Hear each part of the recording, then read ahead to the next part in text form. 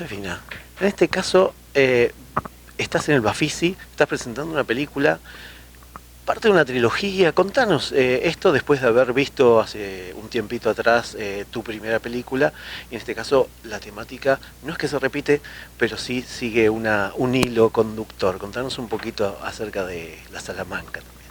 Bueno, sí, es verdad, sigo profundizando en el tema. Después de la película de Ábalos, me quedé con ganas de más. De hecho, este proyecto un poco nace en uno de los viajes de investigación que hice a Santiago del Estero cuando estaba empezando la de Ábalos. O sea que tiene todo que ver, y por eso de alguna forma pensé en esta idea de tríptico. O sea, esta sería la segunda parte, si queremos decir. Y bueno, la Salamanca es uno de los mitos más curiosos y arraigados en Santiago, y también más misteriosos, porque a veces no sabemos si estamos en terreno del mito o de la realidad.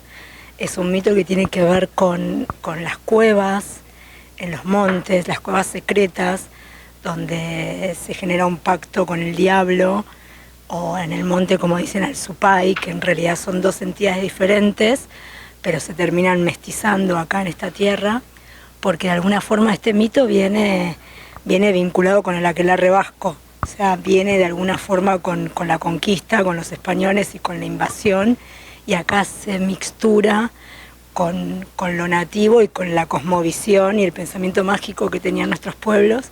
Entonces se empieza a producir como un híbrido entre los dos universos del diablo y del Supay, y de la Salamanca como mito, y la Salamanca como este lugar en el monte como escuela, ¿no? Escuela de poder, escuela de saber. Entonces, a partir de ahí tenía muchas ganas de profundizar en esto, y empecé a hacer una conexión con la chacarera y con su posible origen, digamos, místico, más allá de lo histórico, que también explora el documental ciertas vetas históricas. Me pareció interesante anclarlo ahí. O sea, qué pasa en el monte, dónde está ese espacio, qué es lo que se escucha, quiénes lo escuchan, cómo es ese pacto. Y esto está tratado de una manera bastante poética, no tan figurativa en el documental.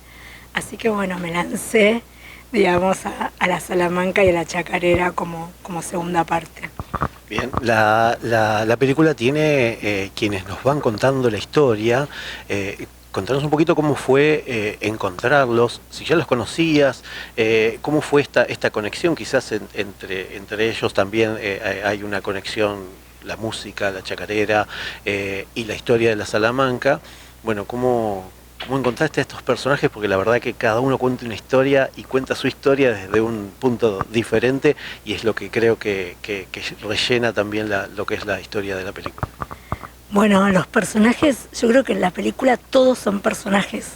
Los entrevistados, el archivo increíble que hemos reunido de genios, recopiladores y folcloristas como Andrés Chazarreta, como Isabel Aretz, entre varios, Sixto Palavecino, Los Ábalos, por lo que me une a ellos siempre. Y están los entrevistados, que son los que le dan esa dimensión, digamos, de realidad o de investigación, y están los seres que habitan este lugar que fuimos a buscar, que es Salavina, que es un pueblo bastante olvidado, pero está muy relatado y muy narrado en las canciones, en todas las canciones del repertorio santiagueño se habla de Salavina como este lugar donde se dice que nació la chacarera.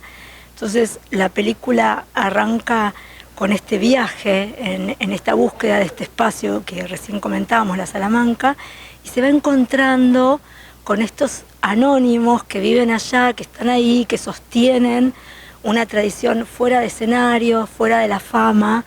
Y es muy interesante porque hay lugares como es el rancho, ¿no?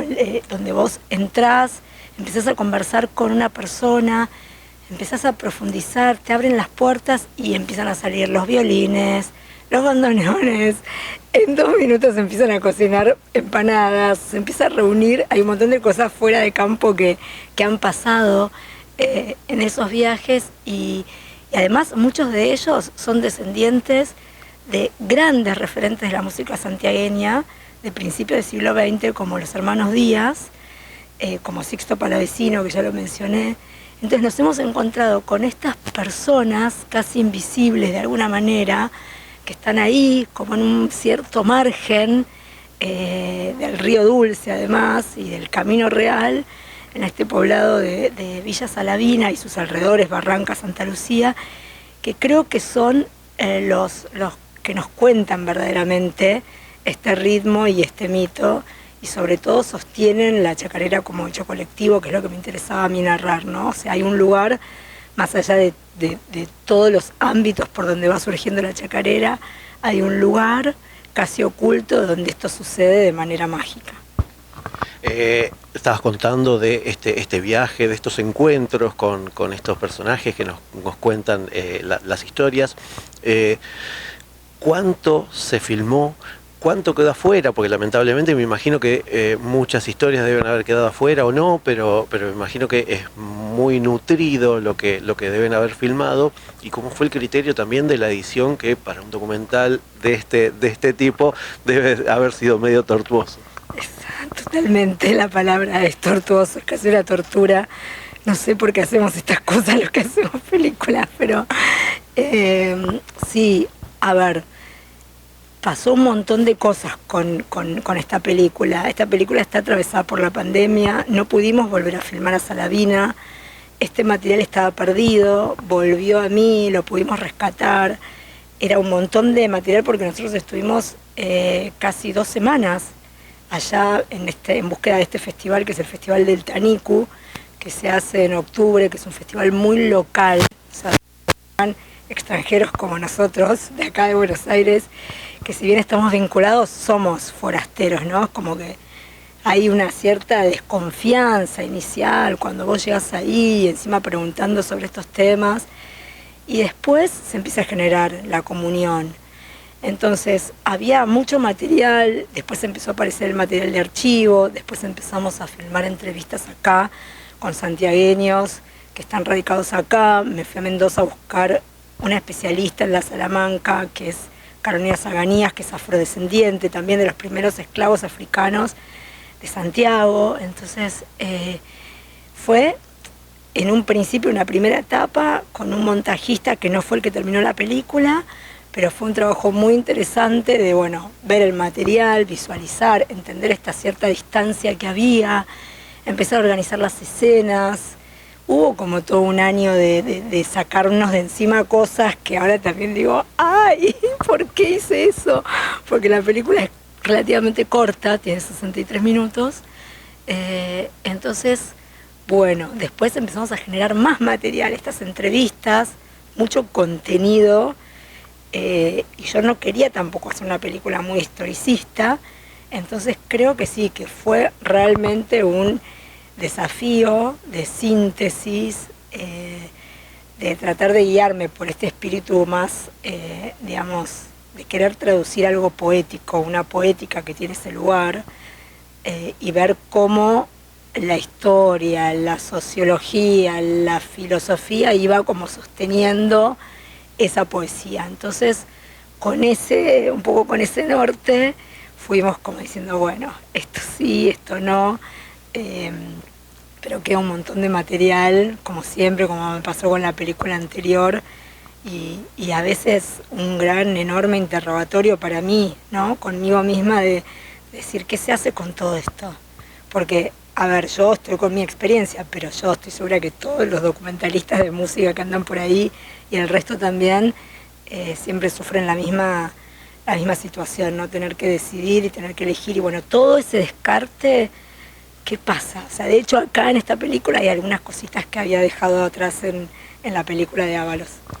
Bueno, quizás sirva para algo a futuro, pero bueno, ahora vamos a poder ver aquí en el Bafisi la película, esta nueva película tuya, y también, bueno, no sé si, me imagino que estas 3 partes en las cuales quisiste dividir, si la tercera parte ya está encaminada, más allá de que esta segunda recién la estás acompañando. Sí, a ver.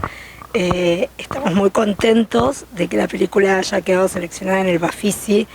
Me parece enorme que una película de la chacarera se programe en un festival así, así que realmente estoy muy, muy agradecida con los programadores y la decisión de haberla elegido.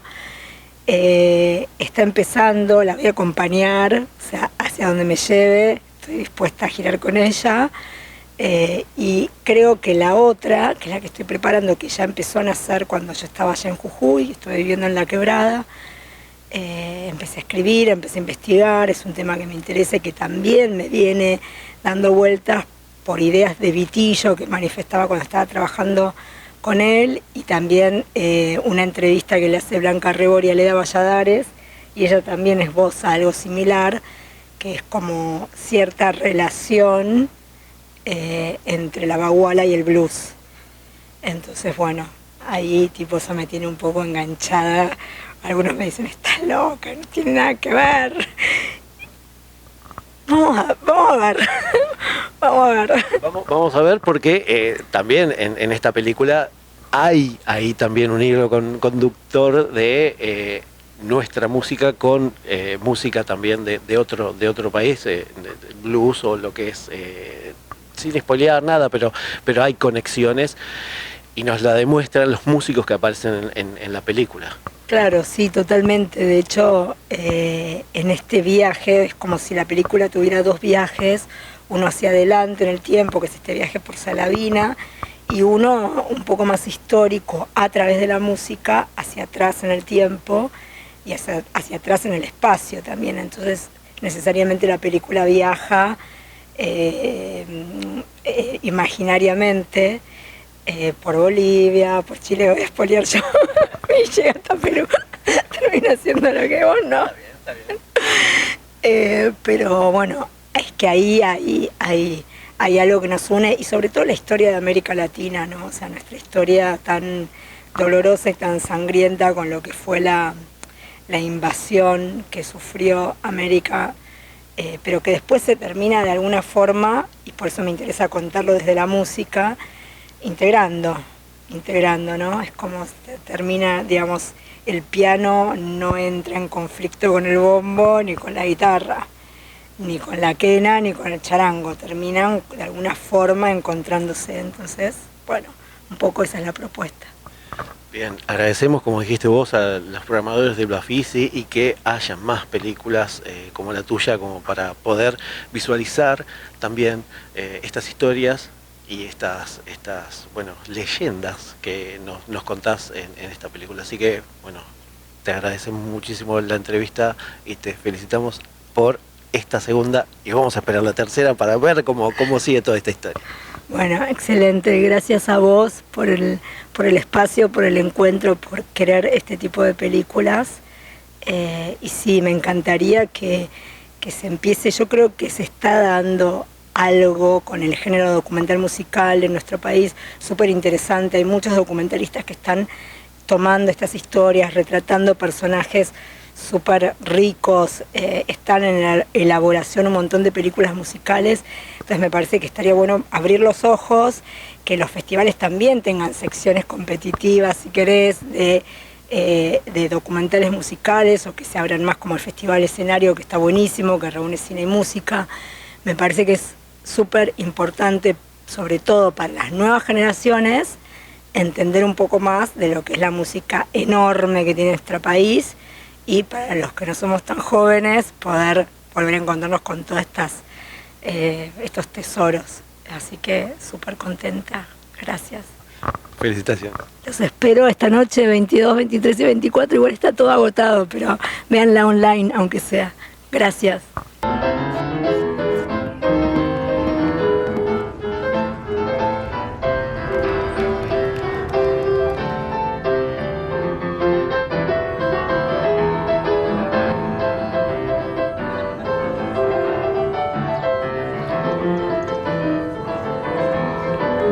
Sí, me han llamado salamanquero, pero yo hago música, salvo almas haciendo escuchar mi música.